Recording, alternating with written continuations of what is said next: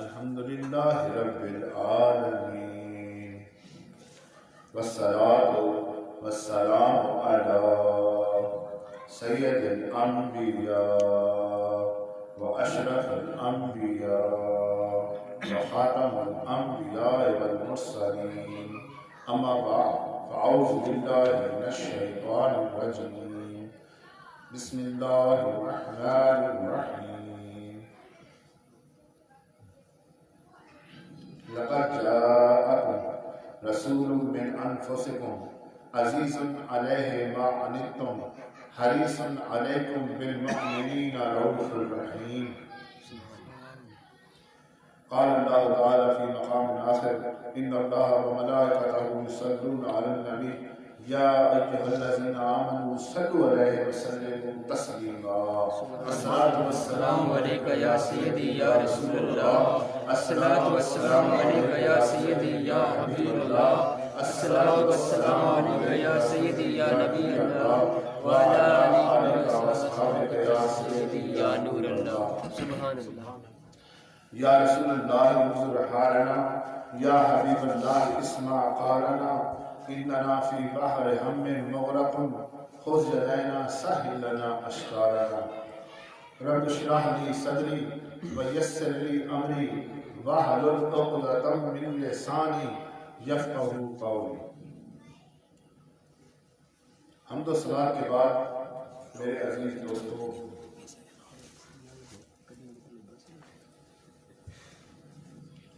اللہ تبارک و تعالی قرآن مجید میں اپنے حبیب علیہ السلام کی شان بیان فرمائی ہے. سبحان اللہ. فرماتا ہے تحقیق کہ میں نے تمہیں میں سے تمہیں اپنا رسول عطا فرمایا اور تمہارا مشکل میں پڑنا ان پر گران گزرتا ہے اور وہ تمہاری بھلائی چاہنے میں جلدی فرماتے ہیں کیونکہ وہ رؤوف بھی ہیں وہ رحیم بھی ہیں. گویا کہ اللہ تبارک و تعالی یہ بتا دینا چاہتا ہے کہ میرے حبیب کو بس ایک ہی فکر ہے، ایک ہی شوق ہے، ایک درد ہے کہ اس کی پوری امت خیر بھلائی پر آ جائے. سبحان اللہ. پوری امت خیر پر آ جائے.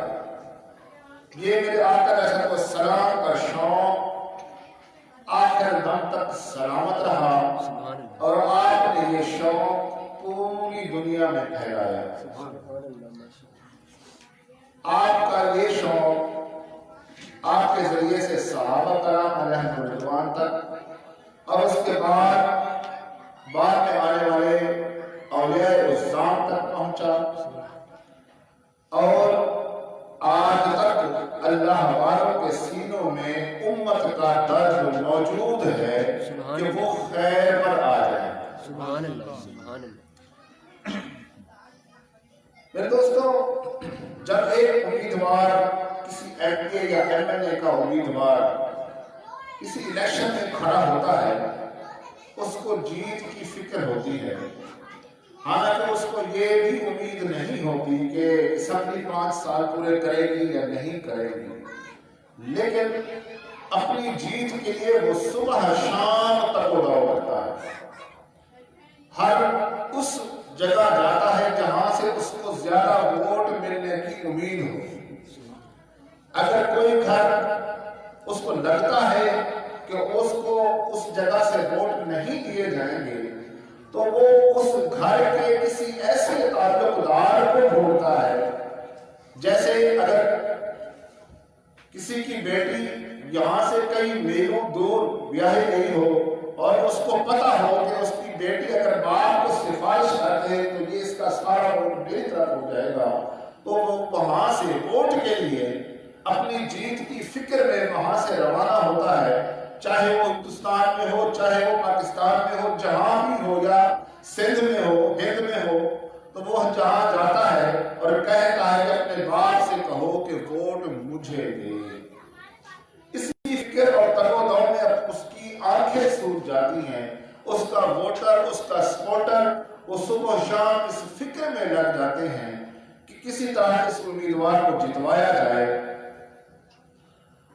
تو میرے دوستو، اگر دنیا کے معاملے میں یہ فکر ہو سکتی ہے، دنیا کی کسی بھی عارضی اقتدار یا عارضی عہدے کے لیے اتنی تقوی ہو سکتی ہے، تو میرے آقا علیہ السلام کے دین کے لیے بھی اتنی فکر ہونی چاہیے۔ اتنی فکر ہونی چاہیے کہ کاش میرا بھائی نمازی بن جائے، کہ کاش میرے بھائی کا قرآن ٹھیک ہو جائے، کاش یہ جو میرا مسلمان بھائی ہے اللہ والوں کی صحبت میں آنے جانے والا بن جائے۔ جب تک یہ فکر نہیں ہوگی اس وقت تک آپ میرے آقا علیہ السلام کی اس سنت مبارکہ پر عمل نہیں کر سکتے، کیونکہ سنتیں تو بہت ساری ترک کی جا رہی ہیں اس پرفتن دور میں۔ اس ساری سنتوں کو پر امت محمدیہ کو لانے کے لیے اگر یہ ایک سنت کو زندہ کر دیا جائے، ایک سنت کو، میرے آقا علیہ السلام کے اس شوق کو، اس فکر کو، اس شوق اشاعت دین کو یا شوق ابلاغ سنت کو زندہ کر دیا جائے تو ساری سنتیں زندہ ہو سکتی ہیں۔ سبحان اللہ۔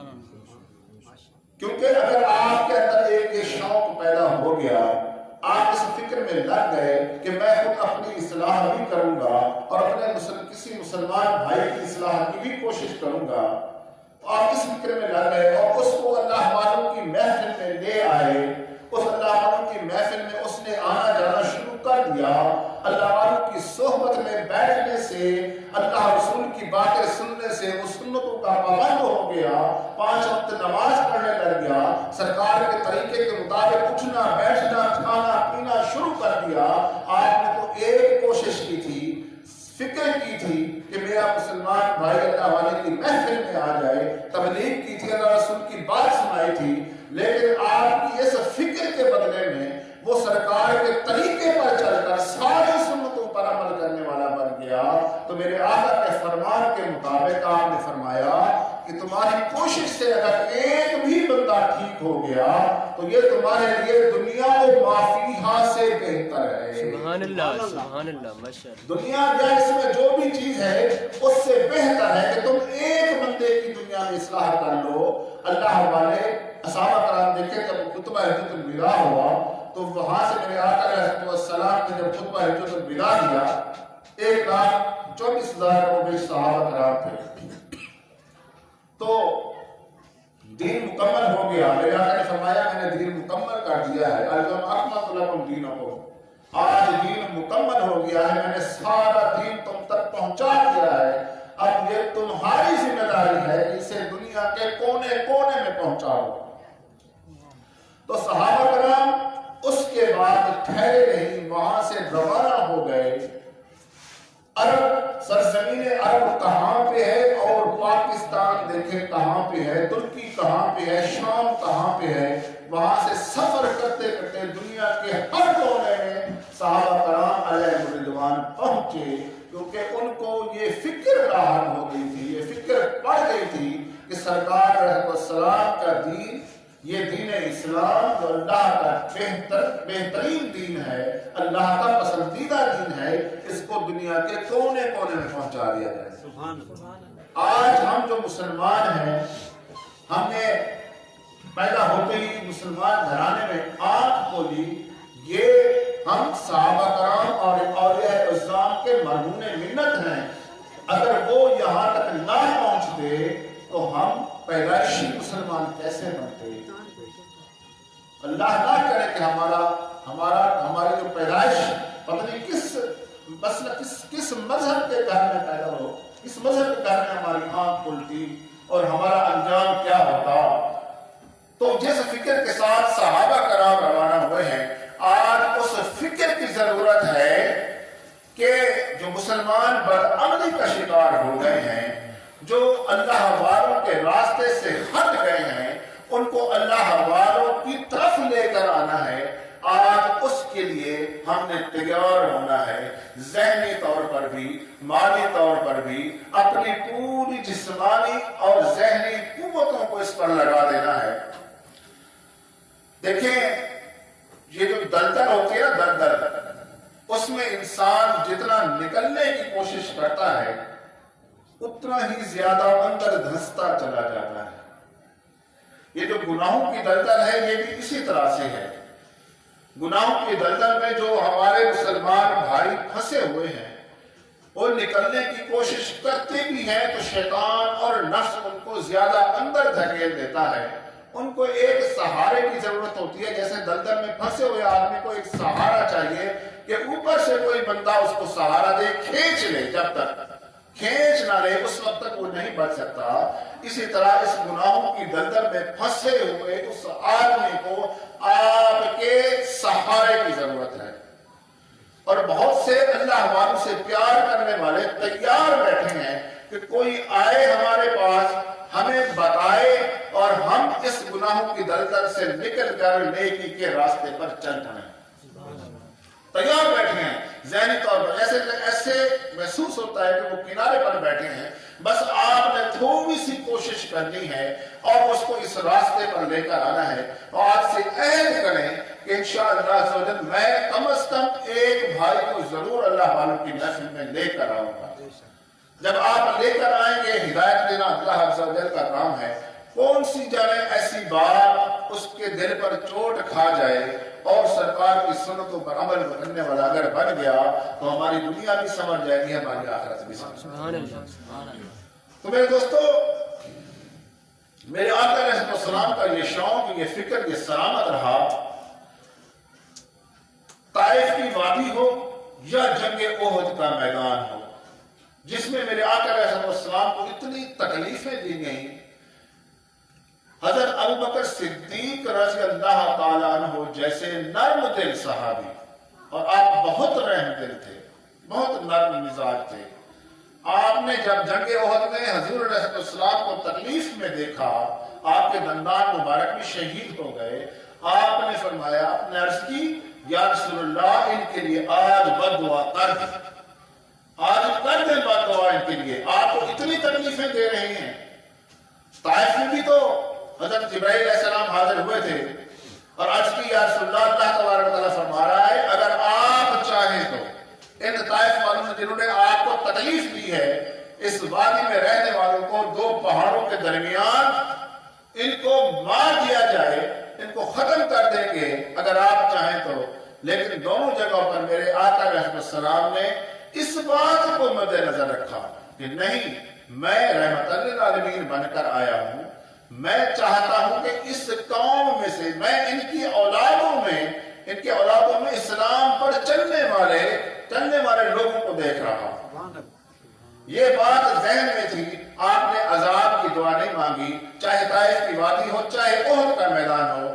آپ نے فرمایا جب آپ کے ہاتھ اٹھے ایسے ہاتھ اٹھے دعا کے لیے، جب بکر نے کہا نا کہ حضور آج ان کے لیے بد دعا کر دیں، آپ کے ایسے ہاتھ اٹھے تو مولا علی کرم اللہ وجل فرماتے ہیں میں یہ سوچنے لگا کہ آج یہ نہیں بچیں گے، آج یہ بد دعا ہو کے رہے گی، لیکن میرے کریم آقا علیہ السلام نے فرمایا اللہم مہدی قوم فإنہم لا یعلمون، یا اللہ میری اس قوم کو ہدایت دیئے، کچھ نہیں جانتے۔ ان کو ہدایت کی دعا کی۔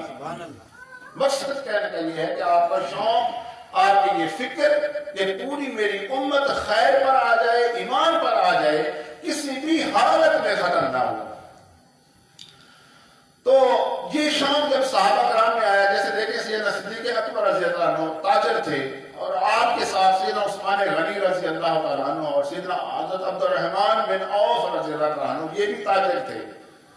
اب سیدنا صدیق اکبر رسول اللہ صلی اللہ علیہ وسلم کی نوکری بھی کرتے تھے اور ساتھ ساتھ اپنے تاجر بھائیوں کو دعوت بھی دیا کرتے تھے۔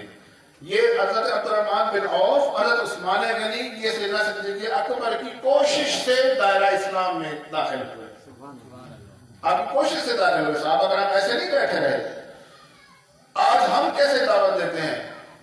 اول تو ہم دعوت دیتے نہیں ہیں، اگر دینی بھی ہو تو ہم اگر نماز کے لیے جا رہے ہیں تو اپنے مسلمان بھائی کو اس طرح سے دعوت دیتے ہیں، چل بھائی اور کتنے پیسے تمہیں کمانے ہیں، چل اور کتنے پیسے کمائے گا، دکان پہ بیٹھا ہوا اس کو دعوت دے رہے ہیں، چل کتنے کے بولے بھرنے نیکی میں، جو نماز سے جو اس طرح طنز کر رہے ہوتے ہیں، یہ دعوت نہیں ہے، یہ ہم اس کو دور کر رہے ہیں۔ اور جواب میں وہ بھی یہی کہتا ہے ٹھیک ہے تم نے اپنی قبر میں جانا ہے، میں نے اپنی قبر میں جانا ہے، جا اپنا کام کر مولوی۔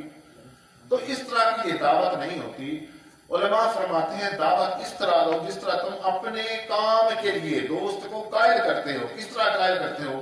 فون کرتے ہو، آپ کو کسی پیسوں کی ضرورت پڑ گئی، مشکل آ پڑی تو آپ فون کرتے ہیں، یار آپ کو کام ہے، تو وہ کہتا ہے کیا کام ہے، فون پر بتاؤ۔ اسے کہا نہیں فون پر بتانے والا کام نہیں ہے، مجھے تھوڑا ٹائم دو، میں تم سے ملنا ہے۔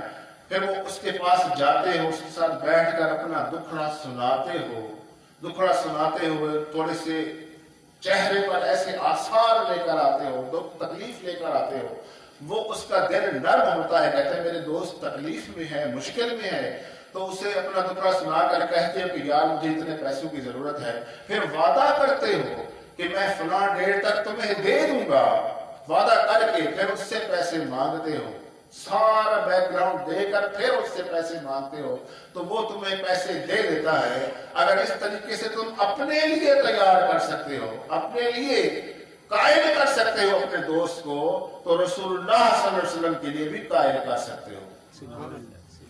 تم اس طریقے سے جاؤ، یار آج مجھے ضروری کام ہے تم سے، اس کے پاس ملو، اس کے پاس بیٹھو، یار میں دیکھ رہا ہوں کہ آپ نمازیں ترک کر رہے ہیں، آپ کو قرآن کا علم نہیں ہے، مجھے دکھ ہوتا ہے، کل قیامت کے دن ہم اللہ اور اس کے رسول کو کیا منہ دکھائیں گے، مہربانی فرماؤ، میں تمہارے لیے بہت پریشان ہوں، آج سے تم اور میں اکٹھے نماز کے لیے اٹھیں گے، اکٹھے نماز پڑھنا شروع کر دیتے ہیں اور قرآن پاک شروع کر دیتے ہیں، اس کو پڑھنا شروع کر دیتے ہیں، اس کے ترجمہ شروع کر دیتے ہیں۔ تو اس طریقے سے اس درد کے ساتھ جب آپ دعوت دیں گے یا آپ کہیں گے یار میں اس محفل میں گیا تو اس میں مجھے بڑا لطف آیا، سرکار کی باتیں سنی، سرکار کی نعت سنی، ذکر کیا تو مجھے بڑا لطف آیا، جب اس طریقے سے آپ دعوت دیں گے پیار محبت سے، ایک دفعہ نہیں، دوسری دفعہ نہیں، تیسری دفعہ نہیں، چوتھی دفعہ ضرور آپ کے ساتھ اس محفل میں آئے سبحان اللہ، اور ضرور سرکار کے راستے پر، سرکار اصل کی سنت پر چلنے والا بن جائے گا، نمازی بن جائے گا۔ کوشش نہیں چھوڑنی، ہمارا کام کوشش کرنا ہے۔ تو حضرت سعد بن معاذ کہتے ہیں میں چودھری تھا۔ صحابہ کرام کا درد دیکھیں اور ان کا طریقہ دیکھیں، وہ کیسے دعوت دیتے تھے۔ میں چودھری تھا، مجھے جو دعوت دینے آیا وہ حضرت مصعب بن عمیر تھے، وہ بھی ایک چودھری قسم کا، یعنی کہ اسلام لانے سے پہلے کچھ بہت سارے صحابہ کرام ایسے بھی تھے جو بڑے مالدار تھے اور اچھی خاندان، اچھی فیملی سے تعلق رکھتے تھے۔ جب دار اسلام میں آئے انہوں نے بھی حضور کی فکر کو اپنایا۔ حضرت مصعب بن عمیر کو میرے آقا رسول السلام نے مدینے بھیجا تھا کہ آپ جاؤ وہاں کچھ ماحول بنا کر آؤ پہلے، پھر میں وہاں مدینے جاؤں گا۔ تو حضرت مصعب بن عمیر گئے، وہاں کی دعوت شروع کر دی، حضور کے بارے میں بتانا شروع کر دیا۔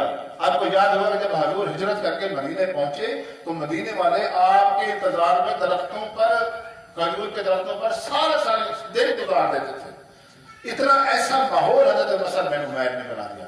لیکن شروع میں کیا تھا، شروع میں جب وہ دعوت دینے گئے تو حضرت سعد بن معاذ جو وہاں کے چودھری تھے، اس نے دیکھا، وہ کہتے ہیں کہ میں نے دیکھا کہ حضرت مصعب بن عمیر دعوت دے رہے ہیں تو میں بڑا غصے ہوا۔ میں نے اس سے کہا کہ تم ہمارے لوگوں کو گمراہ کرتے ہو، تم جاتے ہو یا میں تجھے یہاں سے نکالوں؟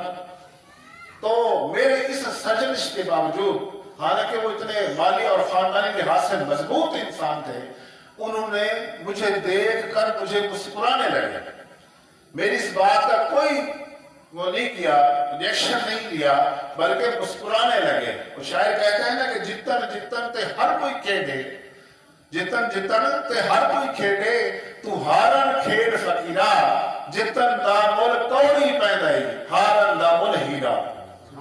جتن جتن سارے چاہتے ہیں نا کہ میں اس پر حاوی ہو جاؤں، میں اس سے زیادہ سمجھنے، میری بات سنی جائے اس شخص سے، یہ سوچ ہوتی ہے۔ یہ تو ہر بندے کی سوچ ہے، لیکن جو ہار جاتا ہے نا، دوسرے کے سامنے گھٹنے ٹیک دیتا ہے صرف اللہ رسول کے لیے، تو وہ اصل میں ہیرا وہی ہے، اصل میں ہیرا وہ ہارنے والا ہیرا ہے۔ जो किसी की कड़वी कसीदी बात को अल्लाह रसूल के लिए बर्दाश्त कर ले, वो असल में हीरा है अल्लाह रसूल की नजर में। तो दुनिया की नजर में वो हीरा है जो बातों से दूसरों को नीचा दिखा दे या गुस्से से साजिश से लोगों को नीचा दिखा दे, तो वो लोगों की नजर में होगा, लेकिन अल्लाह रसूल के सामने उसकी कोई कदर नहीं है। तो वो कहते हैं कि एक दिन ऐसा हुआ, दूसरे दिन फिर ऐसा हुआ, तीसरे दिन उन्होंने फिर मुझे दावत दी, कहा कि ऐ साद, अल्लाह रसूल के दीन की थोड़ी चंद बातें सुन लो, अगर पसंद आए तो कबूल कर लेना, अगर ना आए तो ठीक है। प्यार से कहा तो मेरे दिल में ख्याल आया, देखो तीसरा दिन हो गया, मैं इसकी इतनी बेइज्जती कर रहा हूँ, लेकिन ये इतने मालदार और खानदानी होने के बावजूद मुझसे बड़े प्यार से बात कर रही हैं, सुनो तो सही वो कहते क्या है। तो मैंने कहा ठीक है, तो मुझे रसूलुल्लाह के दीन की कुछ बातें बताओ। तो कहते हैं कि उन्होंने 2-3 बातें रसूलुल्लाह सल्लल्लाहु अलैहि वसल्लम की सुनाई मुझे, तो मैं उसी वक्त कलमा पढ़कर मुसलमान हो गया। अब उनकी कोशिश थी, इस कोशिश से हज़रत साद बिन मुआज़, अब उन्होंने हिम्मत नहीं हारी और मुसलसल दावत देते रहे। हज़रत हब्बार बिन अस्वद, अब मेरे आका रसूल सल्लल्लाहु अलैहि वसल्लम के ये शौक का एक और मिसाल देखें। हज़रत हब्बार बिन अस्वद ये इस्लाम लाने से पहले इन्होंने हुजूर सल्लल्लाहु की साहबजादी हज़रत ज़ैनब रज़ियल्लाहु अन्हा का कत्ल किया। आप सवार घोड़े पर सवार थे, तो इन्होंने एक नेजा मारा था, जो घोड़े को जाकर लगा तो घोड़ा तेजी से भागा, आप सवारी से नीचे आ पड़ी और काफी अर्सा अली रही और इसी बीमारी में आप शहीद हो गई। तो ये फतह मक्का के दिन, अब देखिए इतना बड़ा दुश्मन, ये पूरी चादर लपेट कर हुजूर के सामने आया और कहता है कि या रसूलल्लाह, कोई बड़े से बड़ा दुश्मन भी आ जाए तो माफ कर देते हो, कोई बड़े से बड़ा दुश्मन, ये चादर में अपना मुंह छुपाया हुआ है उसने। तो मेरे आका रसूल की आंखों से आंसू जारी हो गए। आपने फरमाया, अब्बार, बेटियां बुरा नहीं करती, लेकिन तू कलमा पढ़ ले, मैं तुझे भी माफ कर दूंगा। सुभान अल्लाह। फिक्र थी, बदला नहीं लेना था, फिक्र ये थी कि ये मुसलमान हो गया तो आगे मेरी उम्मत में कितने बंदे इसकी वजह से मुसलमान होंगे। बेटी का दर्द अपनी जगह मौजूद है, कहा कि बेटियां बुरा नहीं करती, लेकिन तू कलमा पढ़ ले, तुझे भी माफ कर दूंगा। ये दर्द मौजूद रहा। अब देखिए कि हुजूर सल्लल्लाहु अलैहि वसल्लम ने जितनी मेहनत से इस दीन को फैलाया, इतनी मेहनत से इस दीन इस्लाम के बाग की आबियारी की। अब मुस्लिम शरीफ में आता है, एक हदीस शरीफ है कि कुछ लोग हुजूर सल्लल्लाहु अलैहि वसल्लम के पास हाजिर हुए कि एक इमाम की शिकायत की कि हुजूर ये बड़ी तवील नमाज पढ़ाते हैं, जिसकी वजह से हमें बड़ी तकलीफ होती है पीछे वालों को। कुछ बुजुर्ग भी होते हैं, कुछ बच्चे भी होते हैं, कुछ ज्यादा देर अगर किरात की जाए या पीछे घर में कुछ बीमार भी होते हैं, अगर इस ज्यादा किरात की जाए तो वो तकलीफ में वो सोचना शुरू कर देते हैं कि यार ये तो। और कुछ ऐसे लोग भी होते हैं जो नए नए मस्जिद में आ रहे होते हैं, जब उनको आधा घंटा मस्जिद में बिठा दिया जाए एक नमाज के लिए, तो वो दूसरी नमाज के लिए उनके ऊपर, उनके नफ्स पर जरा भारी हो जाता है। लेकिन मेरे आका अलैहिस्सलाम को जब ये खबर दी गई तो आप, ये मुस्लिम शरीफ में हदीस मौजूद है और लिखा हुआ है कि हुजूर जलाल में आ गए, फिर उसको बुलवाया और फरमाया कि मैं लोगों को दीन के करीब करता हूं और तू दीन से दूर करना चाहता है, तू दीन से दूर करना चाहता है, तू इतदाल में रहे, यानी ना कम ना ज्यादा, थोड़ा दरमियानी वक्त लगा, तू इतदाल में रहे, मफहूम अर्ज कर रहा हूं। अगर तू अकेला नमाज पढ़, जितनी तवील पढ़, तुझे इजाजत है, लेकिन जब लोगों को इमामत करवा रहा है तो फिर इक़्तिदार में रहे, मियाना रवि अख्तियार कर। गोया कि आप फरमा रहे थे, मैंने कितनी मेहनत की है इस दीन इस्लाम के बाब की आबियारी करने में, इस दीन इस्लाम में लोगों को लाने के लिए, लोगों को करीब लाने के लिए, और तू जानता ही नहीं इस बात को और तू लोगों को दीन के दूर करना चाहता है। तो मेरे दोस्तों, ये जो दीन के मियारे हैं, मेरे आका अलैहिस्सलाम का शौक है। ये मस्जिदों के जो तालिब इल्म हैं, ये मेरे आका अलैहिस्सलाम के एक नुमाइंदे हैं। ان سے پیار کیا کریں. اور جو ذکر و فکر کی جو مجالس ہیں میرے آقا علیہ السلام کا یہ پیار ہے. یہ ذکر و فکر کی مجالس حضور علیہ السلام کا پیار ہے. اور جو یہ مساجد کے اونچے مینارے ہیں نا یہ میرے آقا علیہ السلام کے پیغام کی اونچائی کی طرف اشارہ کرتے ہیں.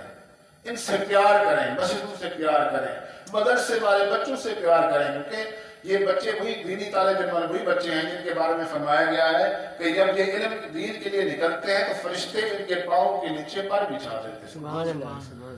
تو یہ اور ان کی جو خدمت کرتا ہے یہ اللہ رسول ان سے پیار کرتے ہیں اور ان کو بڑا اجر ملتا ہے. ہم نے بچپن میں دیکھا تھا, شاید کسی کو یاد ہو کہ ہمارا یہ فوارہ چوک ہے جہاں پہ آج شاہین لگا ہوا ہے, شاہین چوک بن چکا ہے. تو اس کے اوپر ایک بورڈ لکھا ہوتا تھا اور اس کے اوپر بورڈ کے اوپر لکھا ہوتا تھا الصلاۃ والسلام علیکہ یا رسول اللہ, اور نیچے لکھا ہوتا ہے نام عباس مخلص. وہ جانتے ہیں ہمارا 48 بار کا ایک نوجوان عاشق رسول ہے. تو اس نے کس فکر سے لکھا تھا, ایک تو حضور کے عشق میں, دوسرا اس نیت سے لکھا تھا اس بورڈ پر صلاۃ و سلام لکھواؤں گا تو جو گزرنے والا ہوگا جب وہ پڑھے گا بورڈ پر ایک دفعہ تو درود پاک پڑھ ہی لے گا. اور ایک دفعہ درود پاک کی فضیلت یہ ہے کہ جو ایک دفعہ درود پاک پڑھتا ہے اللہ تبارک و تعالیٰ اس کے 10 گناہ مٹا دیتا ہے اور 10 نیکیاں اسے عطا فرماتا ہے اور اس کے 10 درجات بلند کر دیتا ہے. اور آج کچھ عرصہ پہلے میں نے اس کو دیکھا ہے, ماشاءاللہ وہ اللہ والوں کی محفلوں میں بیٹھنے والا بن گیا ہے, با امامہ بن گیا ہے اور باشرہ بن گیا ہے اور نمازی بن گیا ہے. ہو سکتا ہے اس کی ایک نیکی, اس فکر میں اللہ تبارک و تعالیٰ اس کو اپنے قریب کر لیا ہے. تو اس فکر کے ساتھ آپ جب زندہ رہیں گے تو یا امت کے درد میں جب زندگی گزاریں گے اس درد کے ساتھ تو اپنی بھی اصلاح ہوتی رہے گی اور ہمارے مسلمان بھائی کی بھی اصلاح ہوتی رہے گی. میرے دوستو, میرے آقا علیہ السلام کی حدیث پڑھنے سے بھی وجد آتا ہے. حدیث مبارکہ یہ میرے آقا علیہ السلام کی جب آپ پڑھیں گے, کسی کو حدیث مبارکہ سنائیں گے تو اس میں بھی اپنا ایک کیف اور سرور ہے. اب حضور غوث اعظم حضرت شیخ عبد القادر جیلانی رضی اللہ تعالیٰ عنہ کی بات سناتا جب آپ فرماتے ہیں میں علم پڑھتے اور پڑھاتے مجھے اللہ نے قطبیت کے مقام پر فیض فرما دیا. سبحان اللہ. علم پڑھتے پڑھاتے یعنی کہ پڑھتے بھی تھے اور دوسروں کو پڑھاتے بھی تھے. اور یاد رکھیں حضور غوث اعظم سرکار کی یہ شان تھی کہ آپ سب سے کند ذہن بچوں کو اپنے شگردی میں لیتے تھے, یعنی کہ ان کو اکٹھا کر لیتے تھے. جو کند ذہن بچے تھے تو یہ مجھے دے دو, جو ذہین بچے ہیں آپ نے دوسرے اساتذہ کو دے دیتے کہ تم ان کو پڑھاؤ, ان کو میں پڑھاؤں گا. آپ ان کی شگردی میں پھر جب وہ کند ذہن بچے بیٹھتے تھے تو وہ سب کچھ یاد ہو جاتا تھا. اتنی فکر تھی. حالانکہ کچھ استاد ایسے ہوتے ہیں کہ بھائی یہ ذہین بچے ہمیں دے دو تاکہ تھوڑی سی محنت کرنی پڑے, لیکن دین کی اتنی فکر تھی کہ یہ کچھ ذہن بچے کہیں رہ نہ جائیں میری غفلت سے, آپ ان کو اپنی شگردی میں لے لیا کرتے تھے. اب ایک حدیث شریف ہے میرے آقا علیہ السلام کی کہ میں مفہوم عرض کر رہا ہوں, سرکار نے فرمایا کہ میں اور یتیم کو پالنے والا جنت میں اس طرح ہوں گے. جنت میں اس طرح ہوں گے. اب اس حدیث کو نقل کیا گیا ہے نا, تو جس نے بھی محدثین نے لکھا ہے انہوں نے یہ واضح لکھا ہے حضور نے اپنی دونوں انگلیوں کو ملا کر فرمایا, اور جس نے بھی پڑھایا اس نے یہ نہیں کہا کہ حضور نے ایسے کیا, اس نے انگلیاں اٹھا کر ایسے ملا کر پھر بتایا کہ حضور نے فرمایا میں اور یتیم کو پالنے والا اسی طرح جنت میں جائیں گے. سبحان اللہ. تو مطلب کیا ہے کہ حضور کے اقوال ہی محفوظ نہیں, حضور کے اشارے بھی محفوظ ہیں. سبحان اللہ. آج تک حضور کے اشارے, آپ لوگ پوچھتے ہیں کہ آپ لوگ کہتے ہو کہ حضرت امام جلال الدین سیوطی رضی اللہ تعالیٰ عنہ کو, میں نے بتا رہا ہوں کہ حدیث میں کیف ہوتا ہے, سرور ہوتا ہے, اس میں بھی وجد ہوتا ہے, اس سے درجات بلند ہوتے ہیں. جب حدیث کسی کو سنائیں گے تو آپ کے درجات کیوں, وجہ یہ ہے کہ آپ وہ کام کر رہے ہیں اللہ کی اجازت سے قرآن پر عمل کر رہے ہیں، نص قطعی پر عمل کر رہے ہیں، وہ کام کر رہی ہیں جو آپ سے پہلے انبیاء کرام کرتے رہے ہیں۔ سبحان اللہ، یہ انبیاء کرام والا کام ہے، تبلیغ دین کا کام، اشاعت دین کا کام، ابلاغ سنت کا کام، یہ تو انبیاء کرام کرتے رہے ہیں، تو ان کی ڈیوٹیاں تھیں۔ لیکن حضور خاتم النبیین ہیں، اس کے بعد اتنا بڑا مقام اس امت کو ملا ہے کہ فرمایا میرے آقا علیہ السلام نے بلغوا انی ولو آیا، بلغوا انی ولو آیا، پہنچا دو میری طرف سے، اگرچہ ایک ہی آیت تمہیں، ایک ہی فرمان تمہیں یاد نہ ہو، تم آگے پہنچا دو۔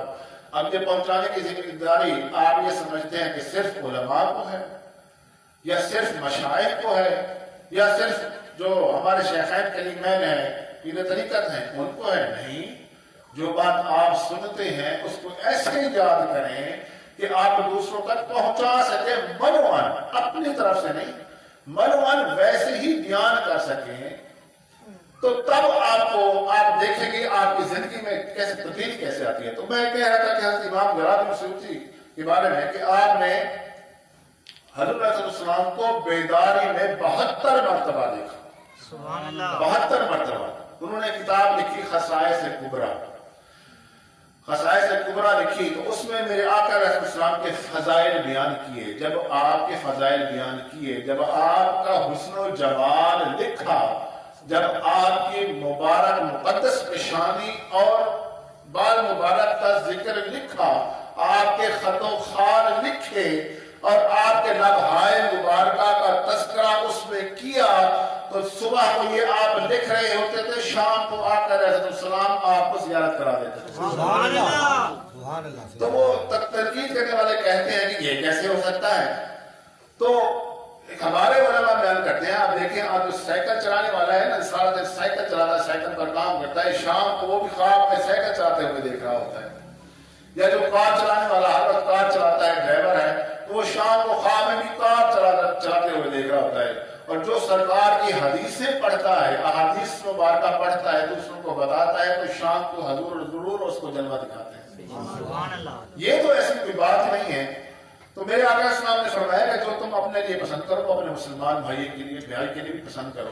اب یہ جو طالب علم ہے مدرسے میں بتا رہا ہوں کہ ان کی خدمت، ان سے پیار جب آپ کریں گے تو اللہ اور اس کے رسول راضی بھی ہوں گے، اور اللہ تبارک و تعالیٰ آپ کے درجات بھی بلند کرے گا اور آپ کو بہت ساری مصیبتوں سے دور کر دے گا۔ جب اس فکر، کیونکہ یہ نمائندے ہیں حضرت علیہ السلام کے، حضرت محمود غزنوی رحمۃ اللہ، آخری بات کہہ کر انشاءاللہ خطاب کی طرف لے جاتا ہوں۔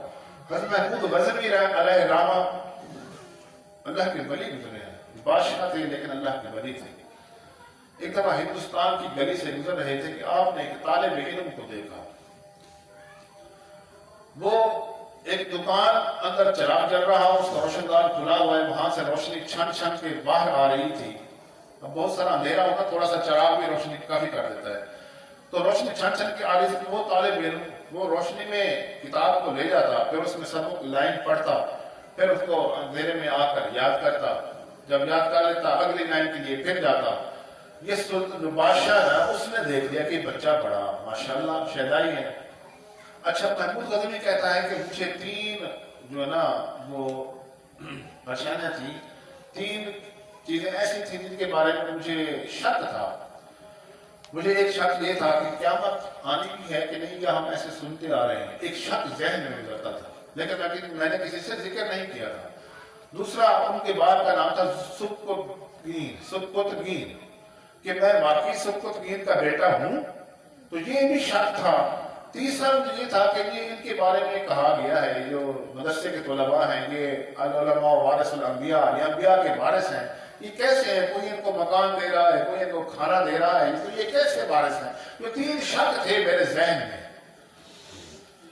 تو میں نے جب دیکھا اس بچے کے پاس گیا تو میں نے کہا بیٹا تم لالٹین کیوں نہیں لے لیتے؟ تو اس نے کہا باشد اسلام بات یہ ہے کہ میرا باپ فوت ہو گیا ہے، ماں بہت غریب ہے، مشکل سے تو خرچہ نہیں کرتا ہے، لالٹین کا خرچہ بھی نہیں ہے ہمارے پاس، پھر اس کے بعد تیز بھی جانا پڑے گا، میرے پاس پیسہ کوئی نہیں، کچھ نہیں ہے کہ میں لالٹین لے سکوں۔ تو بادشاہ محمود غزنوی کہتا ہے کہ میں نے اپنے جو تھے خادمین ان سے کہا کہ اس کو ایک لالٹین دے دو، اور بیٹے سے کہا کہ ان کو دیکھ لو، جب تمہارا تیل ختم ہو جائے تو تم اس کے پاس آ کر تیل لے جایا کرو۔ ٹھیک ہے وہ ہو گیا. تو سلطان محمود غزنوی کہتا ہے کہ مجھے آج سے پہلے میں نے صرف بڑے کام کیے تھے، لیکن اس کام کے بعد مجھے عجیب سی راحت محسوس ہوئی، بڑا سکون ملا. جب میں نے اس کو یہ آفر دی تو جو ننھا بچہ طالب علم تھا اس نے بڑے ہی شکرانے کے طور پر اس کی آنکھ میں تشکر کے آنسو تھے. پھر اس نے ہلکی سی آواز کے ساتھ کہا جزاک اللہ، اللہ تمہیں جزا دے. تو میں واپس آ گیا، رات کو سویا تو کہتا ہے کہ میری قسمت جاگ گئی، رونقیں بہار ہو گئی، کلیاں مسکرانے لگی، پھول کھلنے لگے. آقا علیہ السلام میرے خواب میں تشریف لے آئے. سبحان اللہ. میرے خواب میں تشریف لے آئے. وہ کہتا ہے نا کہ چر ہویا مینو ترلے لیندیاں کدی موڑ میرے ول وعدہ، چر ہویا مینو ترلے لیندیاں کدی موڑ میرے ول وعدہ، خواب میرے وچ ایک بار جے آویں میں ساری عمر نہ جاگا. سبحان اللہ.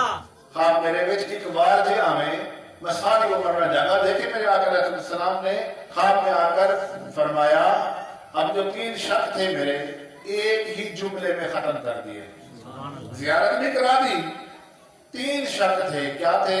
قیامت آنی ہے، سبکتین کا بیٹا ہوں کہ نہیں، یہ طالب دین ہے، ان میں دین کے جو مسافر ہیں یہ انبیاء کے وارث ہیں کہ نہیں. آپ نے کیا فرمایا؟ آپ نے فرمایا اے سبکتین کے بیٹے، تم نے میرے وارث کی خدمت کی ہے تو جا میں قیامت کے دن تمہاری سفارش کروں گا. سبحان اللہ. تیرے آگے کہتے تیرے آگے یوں ہے دبے لجے فصحا عرب کے بڑے بڑے، کوئی جانے منہ میں زبان نہیں بلکہ جسم میں جان نہیں. سبحان اللہ. یہ فصاحت و بلاغت کے بڑے بڑے لوگ جو عرب میں پڑے ہوئے تھے وہ تو ان کے دانتوں میں دبا دیتے تھے کہ جب آپ کے ایک فکرے میں ساری بات آ گئی. آپ اتنے بڑے فصاحت و بلاغت اللہ تبارک و تعالیٰ نے عطا کی کہ بڑی سی بات کو آپ ایک فکرے میں سمو دیتے تھے. تو میں بڑا خوش ہوا کہ میرے شک بھی دور ہو گئے اور اللہ کے راستے کے اس دین کے طالب علم کی خدمت جو میں نے تھوڑی سی کی تھی اللہ نے مجھے اتنا بڑا کرم عطا فرمایا. تو میرے دوستو اللہ تبارک و تعالیٰ کا شکر ہے کہ ہم اللہ والوں سے پیار کرنے والے ہیں اور اللہ والوں کا بھی سبق یہی ہے کہ اس امت کو جب آپ امت کا درد سینے میں رکھ کر زندگی گزاریں گے کہ اس امت کو بھی ہم نے سنت پر لے کر آنا ہے، سنت پر لے کر آنا ہے. اس درد کے ساتھ زندگی گزاریں گے اور صبح شام اس فکر کے ساتھ گزاریں گے اور کوشش اپنے تئیں کوشش کرتے رہیں گے کہ اور کچھ نہیں تو اپنے گھر میں ہی ایک طریقہ ایک ایجاد کر لیں، بیٹھ کر سرکار کی باتیں سنایا کریں، اپنے بچوں کو سنایا کریں یا اپنے دوست کے ساتھ جب بھی بیٹھیں اس موضوع کو چھیڑ دیا کریں تاکہ ہم سے کم از کم زندگی میں ایک بندہ تو ہماری باتوں سے اصلاح پر آ جائے. جب یہ آ جائے گا تو سرکار کے فرمان کے مطابق وہ ہمارے لیے دنیا اور معافیہ سے بہتر ہوگا. اللہ سے دعا ہے کہ جو کچھ پڑھا اس کو یاد کرنے اور اس پر عمل کرنے اور دوسروں تک پہنچانے کی سعادت نصیب فرمائے. وما علیہ الا البلاغ. ابھی ختم